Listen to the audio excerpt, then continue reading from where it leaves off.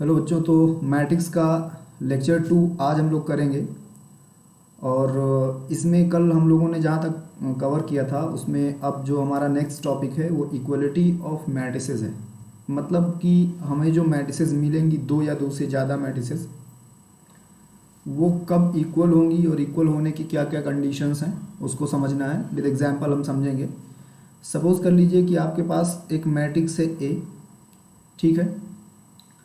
उसका ऑर्डर मैं आपको बता देता हूँ कि उसका ऑर्डर m क्रॉस n है। और एक और मैट्रिक्स है b और उसका ऑर्डर है p क्रॉस q, ठीक है। तो दो मैट्रिक्स आपको मिल गई a and b। These two matrices, ये जो दोनों मैट्रिक्स हैं, these two matrices are said to B equal matrices. हम लोग कहेंगे कि ये इक्वल हैं, said to B equal if and only if. दो कंडीशन है, इस बात को समझिएगा। मतलब ये दोनों तरफ से काम करेगा।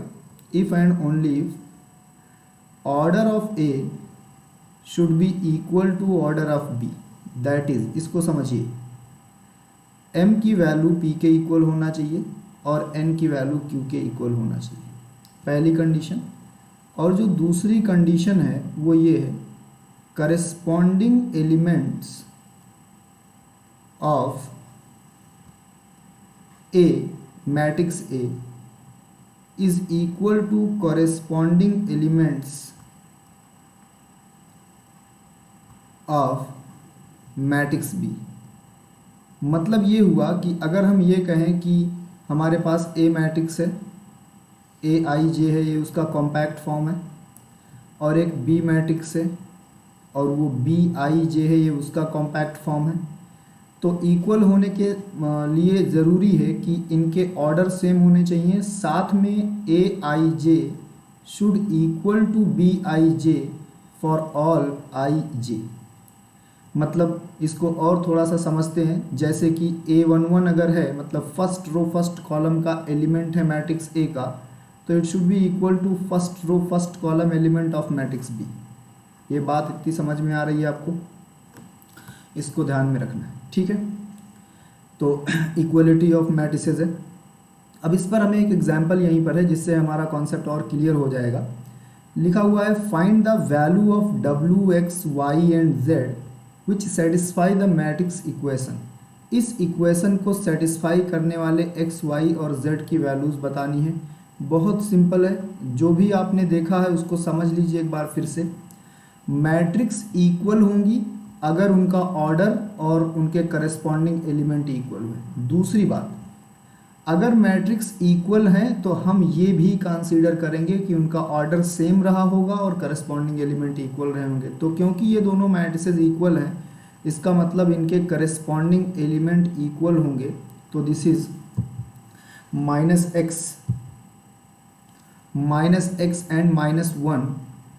थोड़ा सा सिंप्लीफाई करिए, x को आप इस साइड ले आइए तो ये 2x हो जाएगा और ये -4 हो जाएगा। तो बच्चों यहाँ से x की वैल्यू -2 आ जाएगी। क्या ये बात समझ में आ गई है? इसी तरीके से आप देखिए z का टर्म देख लीजिए। z-1 की वैल्यू ये देखिए, ये है z-1, करस्पॉन्डिंग इसका क्या है, 3 है।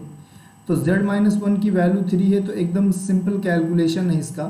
-1 उस साइड जाएगा तो प्लस हो जाएगा, तो z की वैल्यू 4 आ गई।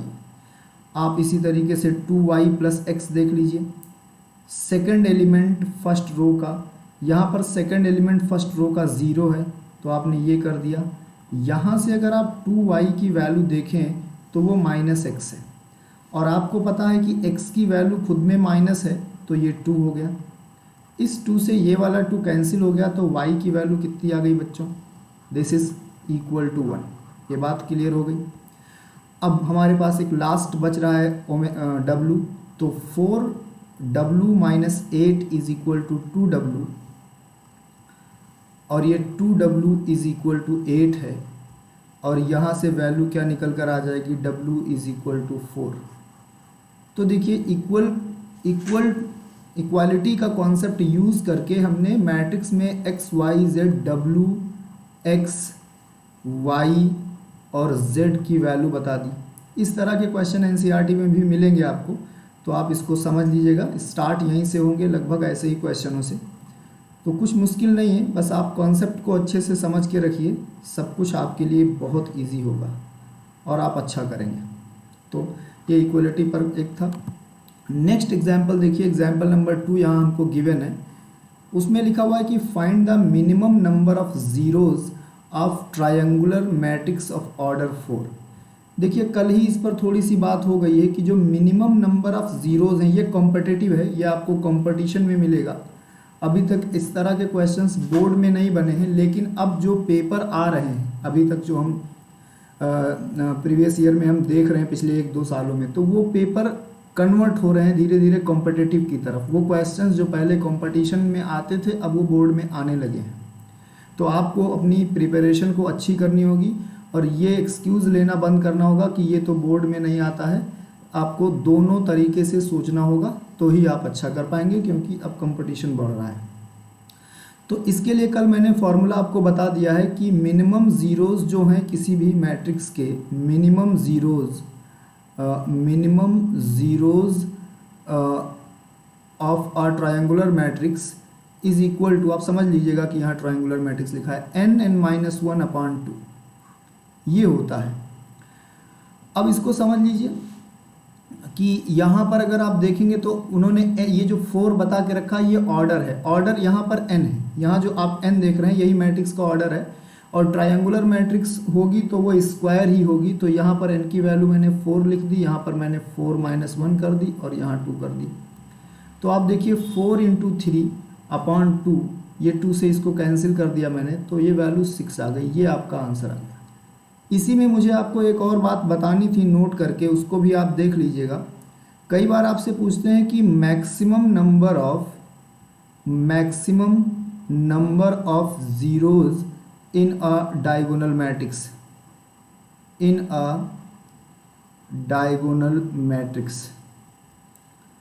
डायगोनल मैट्रिक्स में कितने ज़ीरोज़ आ सकते हैं मैक्सिमम। तो उसमें बहुत सिंपल आपको ध्यान देना है, बस यही फॉर्मूला है। क्योंकि आपको पता है कि जो डायगोनल मैट्रिक्स होती है उसी में 2 ट्रायंगल बनते हैं, एक ट्रायंगुलर मैट्रिक्स बनेगी, एक अपर ट्रायंगल बनेगी और एक लोअर ट्रायंगल।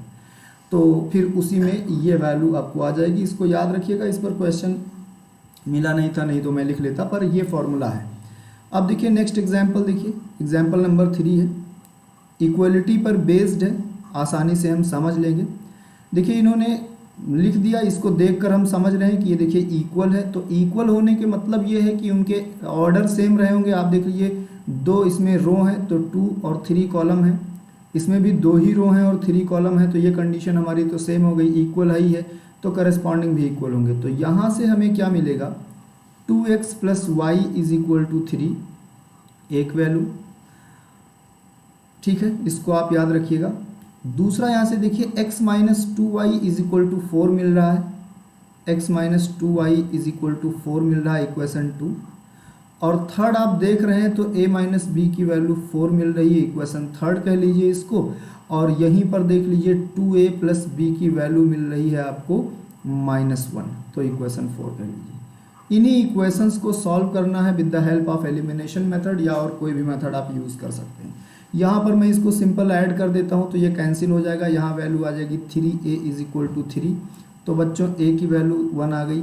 ये जो a की वैल्यू 1 आई है उसको आप कहीं भी यूज़ कर लीजिए, इसी में सेकंड में यूज़ कर लीजिए, तो 2 × 1 और प्लस b = -1, तो b की वैल्यू -3 आ जाएगी। तो a और b की वैल्यू आपने निकाल दी, वो यहाँ लिख दीजिए, a की वैल्यू 1 और b की वैल्यू -3। इसको पैक कर दीजिए, डिब्बा अभी खोलेंगे हम लोग। अब यहाँ पर देखिए जो इक्वेशन 2 और 3 इसमें कोई भी एलिमिनेट नहीं हो रहा है, तो जस्ट आई वांट टू से यू कि यार तुम इसको मल्टीप्लाई कर लो 2 से, या इसको ना करो, इधर वाले को कर लो, इसको मल्टीप्लाई कर दो 2 से। तो जब 2 से मल्टीप्लाई करोगे तो ये 4x हो जाएगा प्लस 2y हो जाएगा और ये 6 हो जाएगा। अब इसको ऐड करोगे, ये कैंसिल हो गया, ये 5x = 10 आ गया। तो बच्चों x की वैल्यू 2 मिल गई, ठीक है, समझ आ रहा होगा। ये जो x की वैल्यू 2 आई है, इन दोनों इक्वेशन में से किसी भी इक्वेशन में पुट करेंगे तो y आ जाएगा। तो मैं यहीं लिख देता हूँ। तो देखिए 2 × 2 और प्लस y = 3, तो तो y की वैल्यू 1 आ जाएगी, -1 आ जाएगी। ठीक है, 3 - 4, तो x की वैल्यू कितनी हो गई बच्चों 2, और y की वैल्यू कितनी हो गई -1 हो गई। ये देखिए a और b की वैल्यू आ गई, x और y की वैल्यू आ गई। बात इतनी समझ में आ रही है? ओके, देखिए नेक्स्ट टॉपिक पर आते हैं। एल्जेब्रा ऑफ मैट्रिसेस है।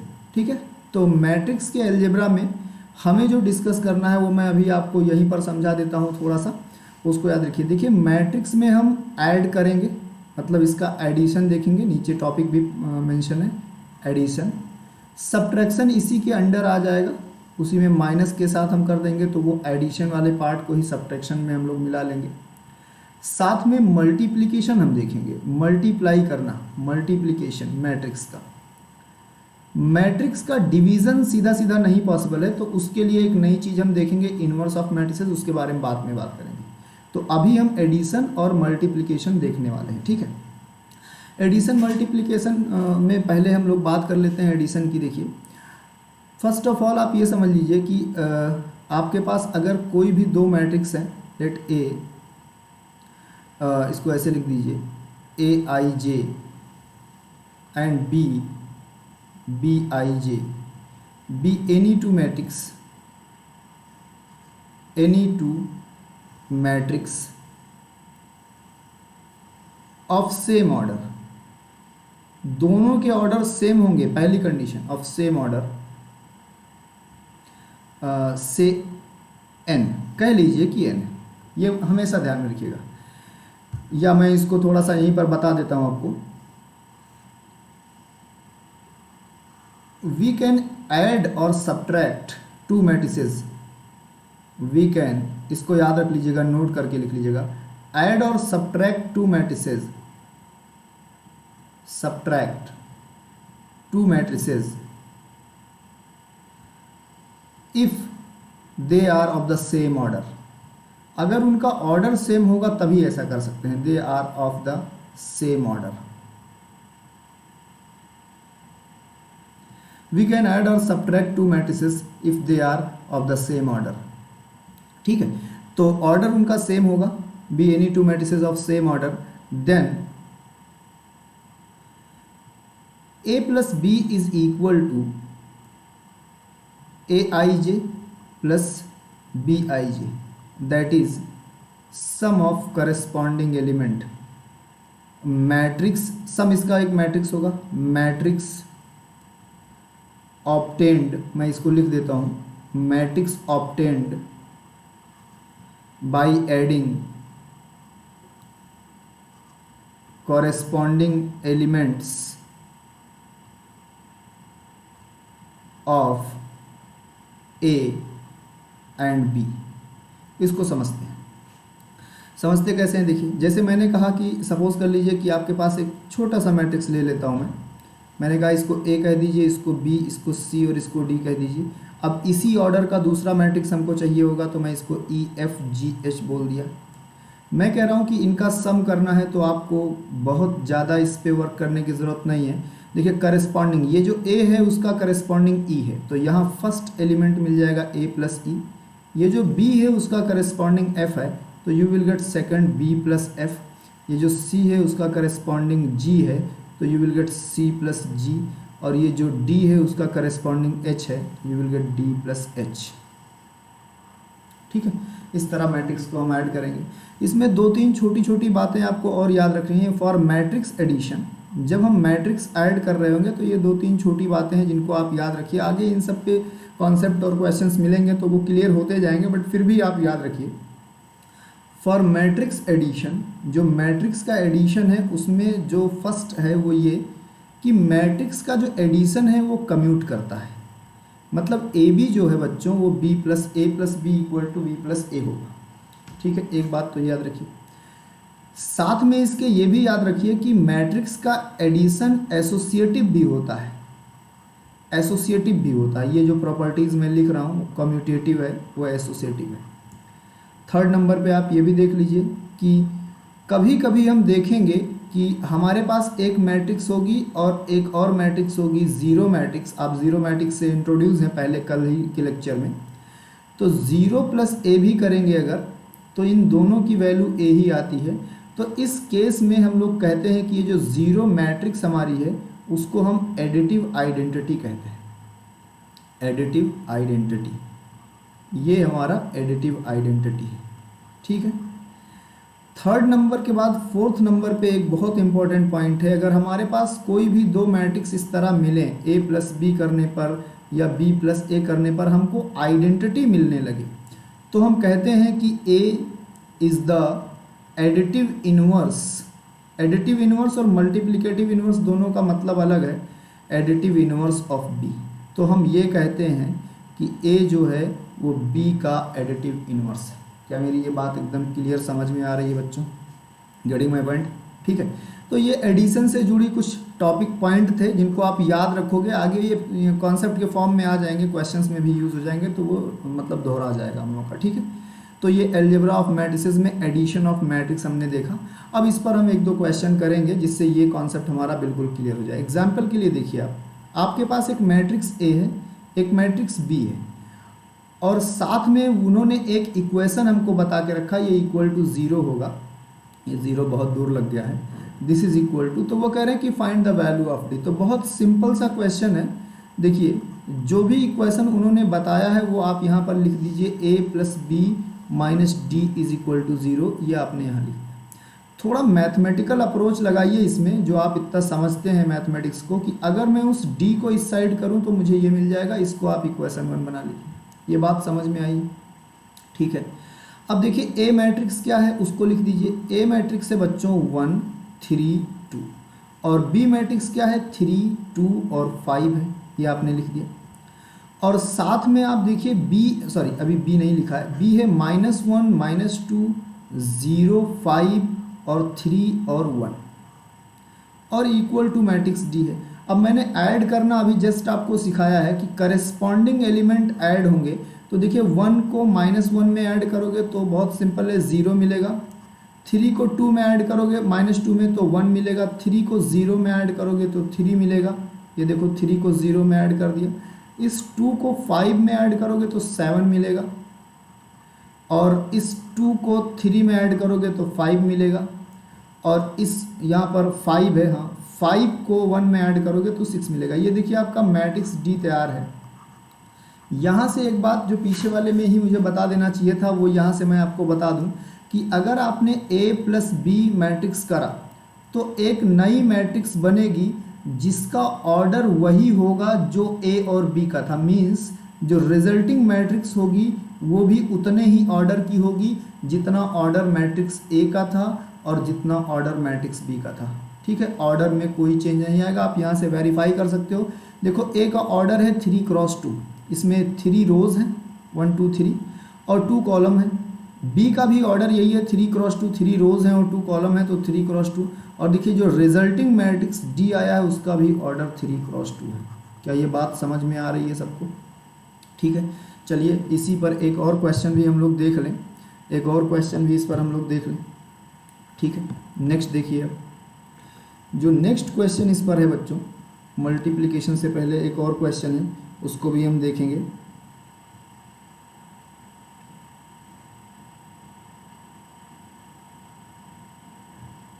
देखिए एग्जाम्पल नंबर 5 यहाँ पर मेंशन है। This is example number 5। If A equal to B equal to given है, देन फाइंड मैट्रिक्स सी। वो एक मैट्रिक्स आपसे कह रहे हैं सी फाइंड करिए जो इसको सेटिस्फाई कर रहा। बहुत सिंपल सा कॉन्सेप्ट है, बहुत सिंपल सा कॉन्सेप्ट है बच्चों। हमको क्या करना है, इस इक्वेशन को हमें लिख लेना है a minus B plus C equals to 0। कोई प्रॉब्लम की बात नहीं है। मुझे यहाँ से c की वैल्यू निकाल लेनी है क्योंकि a और b मुझे गिवन है, तो c की वैल्यू मैं निकालूंगा तो ये माइनस b उस तरफ जाएगा तो प्लस हो जाएगा, और a जो प्लस था वो माइनस हो जाएगा। इसको इक्वेशन 1 कह दीजिए। अब देखिए इन दोनों मैट्रिक्स को यहाँ पर यूज़ करेंगे। इसका ऑर्डर देखिए, इसका ऑर्डर है 2 क्रॉस 3 और इसका ऑर्डर भी है 2 क्रॉस 3। ठीक है, तो अब अगर C मैट्रिक्स की बात करें तो B को पहले मैं लिखूंगा। B मैट्रिक्स है -5 -7 और 2, और ये 6 है, ये 4 है और ये 8 है। मैंने यहाँ पर माइनस लगा दिया। यहाँ पर है 2 3 और 9 है, और ये 8 है, -2 है और 5 है। ठीक है, अब मैंने कहा था ना कि एडिशन और सब्ट्रैक्शन में कुछ फ़र्क नहीं है, सेम है सब कुछ, बस आपको थोड़ा सा ध्यान देना है प्लस माइनस का। देखिए -5 ये है और ये वाला माइनस इसके साथ लग जाएगा तो ये भी -2 हो जाएगा, तो यहाँ पर वैल्यू आ जाएगी टोटल -7। देखिए ये -7 है और ये -3 हो जाएगा, तो टोटल मिलकर -10 हो जाएगा यहाँ पर। और ये देखिए 2 है और 2 में से -9 करेंगे तो -7 बचेगा। ऐसे 6 में से 8 को माइनस करूँगा तो -2, 4 में से -2 को माइनस करूँगा तो ध्यान रखिए 6 हो जाएगा, और 8 में से 5 को माइनस करूँगा तो 3। ये देखिए आपने सी मैट्रिक्स निकाल दिया, इसका भी ऑर्डर 2×3 ही है। Hence matrix C is equal to, जो भी सी मैट्रिक्स है बच्चों, वो हो जाएगा -7, -10, -7, दिस इज -2, 6 और 3। ये बात समझ में आ गई, ये आपका आंसर हो गया। एक और क्वेश्चन इस पर, एक और एग्जाम्पल हमने देख लिया कि ये हमारा कॉन्सेप्ट एकदम क्लियर है। अब देखिए multiplication of a matrix bye a scalar, ये समझने वाली बात है, मुश्किल नहीं है, कुछ भी मुश्किल नहीं है, आपको बस थोड़ा सा ध्यान देना है and everything will easy for you. देखिए सपोज कर लीजिए कि आपके पास एक मैट्रिक्स है, उस मैट्रिक्स को इस बार मैं एक्सपेंडेड फॉर्म में ही लिख लूँगा। जैसे मैंने कह दिया कि आपके पास एक मैट्रिक्स है ABC, फिर मैंने कह दिया यहाँ पर DEF, और फिर मैंने कह दिया GHI, ये मैट्रिक्स है। And let K be any scalar, और मान लीजिए कि K कोई भी स्केलर है, K बी एनी स्केलर। अच्छा, साथ में एक वर्ड और यूज़ कर लीजिए इसमें, नॉन ज़ीरो वर्ड, क्योंकि ज़ीरो से मल्टीप्लाई करना तो आ बैल मुझे मार वाली कहानी है, अपने आप को फिनिश कर लेना, सब ज़ीरो हो जाएगा, नॉन ज़ीरो है। ठीक है, तो इसका मैट्रिक्स मल्टीप्लिकेशन इस तरीके से डिफाइन है कि अगर आपने K से इस मैट्रिक्स को मल्टीप्लाई करा तो इसका सीधा सा मतलब ये है कि मैट्रिक्स का हर एक एलिमेंट K से मल्टीप्लाई हो जाएगा, K टाइम हो जाएगा, KA, KB, KC, KD, KE, KF, KG, KH और KI। ये है मैट्रिक्स का स्केलर के साथ मल्टीप्लिकेशन। फॉर एग्जांपल एक छोटा सा एग्जांपल लेते हैं। सपोज कर लीजिए कि आपके पास एक मैट्रिक्स लिखी हुई है 1 2 3 4, ठीक है, और थोड़ा बड़ा कर लेते हैं 5 6 लिखी हुई है, और आपसे किसी ने कह दिया कि चलिए आप -5a फाइंड करिए। तो देखिए -5 एक स्केलर ही तो है जो ज़ीरो नहीं है, मीन्स ये K की जगह पर है, K की तरह है। तो जब हम लोग K से मल्टीप्लाई करें तो इसके मैट्रिक्स के सभी एलिमेंट को K से मल्टीप्लाई करें, तो इस बार -5 से करेंगे तो देखिए यहाँ क्या आ जाएगा, -5, -10, -15, -20, -25 और -30। क्या ये बात समझ में आ गई? अब इसका मल्टीप्लिकेशन समझ लीजिए, इसकी थोड़ी सी प्रॉपर्टीज़ देख लीजिए स्केलर मल्टीप्लिकेशन की, जो कि रेयरली ही यूज़ होंगी। जैसे आपने सपोज कर लिया कि A और B कोई भी दो मैट्रिक्स हैं, A and B, B any two matrix, A and B any two matrix of same order, उनका ऑर्डर सेम है।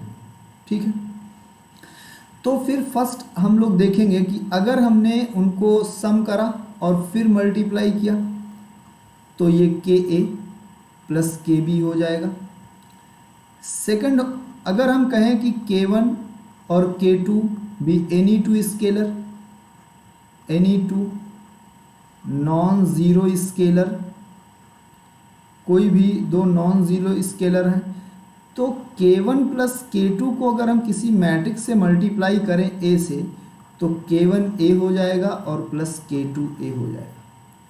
थर्ड आप देख लीजिए, अगर आपने कभी किसी मैट्रिक्स के प्रोडक्ट को K से मल्टीप्लाई करा तो आप इसको ऐसे भी कर सकते हैं, चाहे तो आप इसको इस तरह भी कर सकते हैं, और अगर आप चाहें तो AB और ये K भी कर सकते हैं। थोड़े से उसकी प्रॉपर्टीज़ हैं मल्टीप्लिकेशन की, जो कि ये जो हमने डेफिनेशन में जिस चीज़ बात को समझा यही हमारे यूज़ में होगा, कैलकुलेशन में यही होगा। ये बहुत रेयर है कि इस तरह का कुछ आपको मिलने वाला है। अब जो सबसे इम्पॉर्टेंट टॉपिक है वो है मल्टीप्लिकेशन ऑफ मैट्रिसेस। मतलब इसके बिना तो कुछ होगा ही नहीं। ये ऐसा है कि इसको 100% समझना ही है। एक बार में नहीं समझ में आता तो दूसरा अटेम्प्ट लीजिए, दूसरा नहीं आता तो तीसरा लीजिए। जब तक आप इसको सीखेंगे नहीं, यहाँ से जो ज़्यादा नंबर मिलने वाले हैं, जैसे 6 मार्क्स का क्वेश्चन मिलने वाला है, तो वो आपके लिए प्रॉब्लम हो जाएगा, क्योंकि उसमें ये फुल्ली यूज है।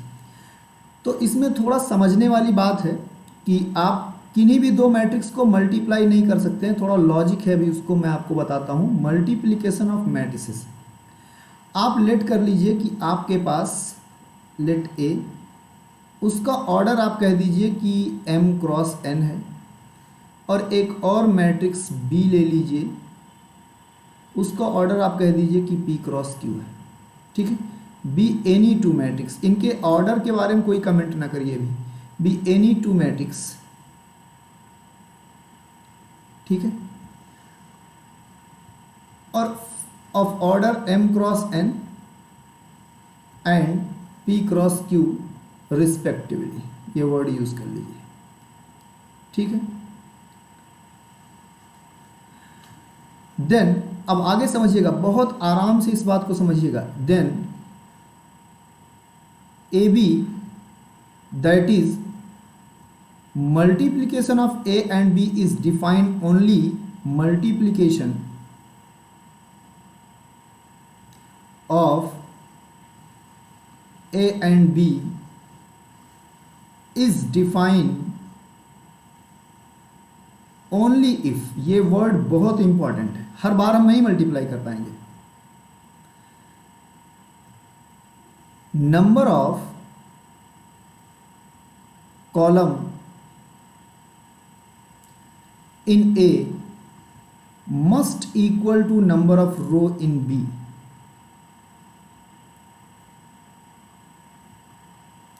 इस लाइन को आप डिब्बे में रख लीजिए, याद रखिए इसको। इसके बिना मैट्रिक्स का मल्टीप्लिकेशन पॉसिबल ही नहीं है। कोई जल्दबाजी ना करिएगा, बिल्कुल भी कोई जल्दबाजी नहीं करिएगा।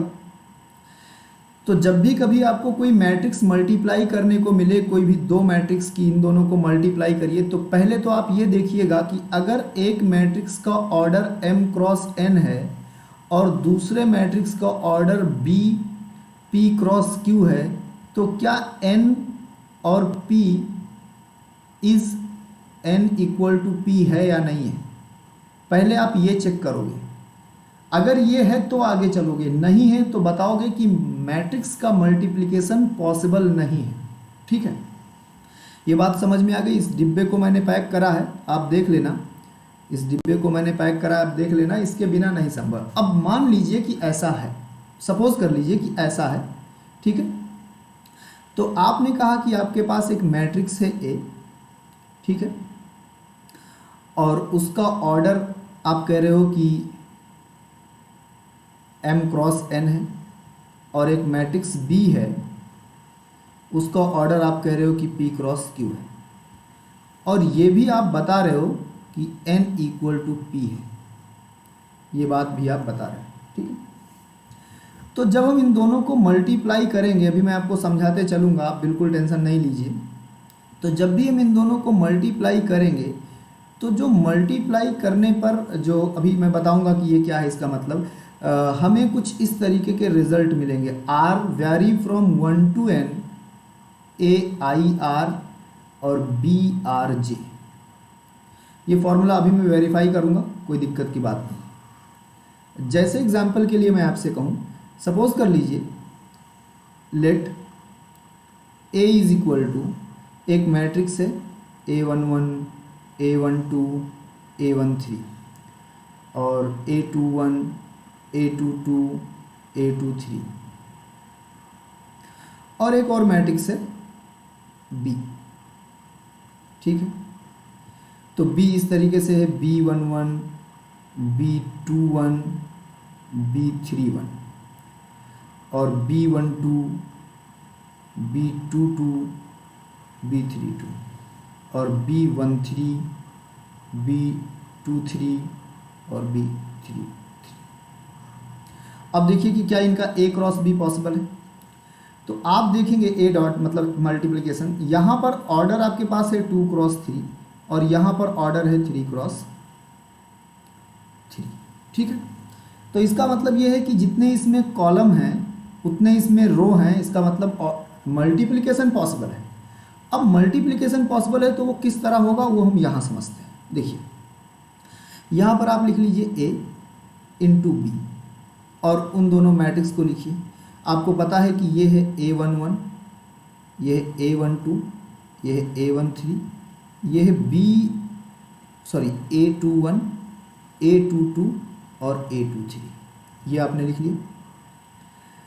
यहाँ पर आप साइड में ये लिख दीजिए B11, B12, B13, B21, B22, B23, B31, B32, B33, ये आपने लिख दिया।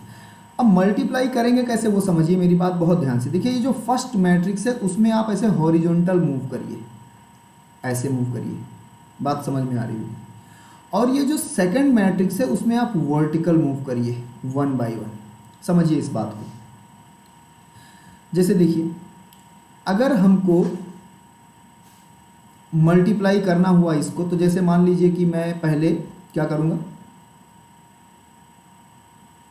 इधर मूव करूँगा। देखिए ये फर्स्ट एलिमेंट यहाँ मल्टीप्लाई करूँगा तो क्या मिलेगा मुझे A11 B11। फिर मैं इस पे आऊँगा और इधर इस पे आऊँगा, बहुत ध्यान से समझना।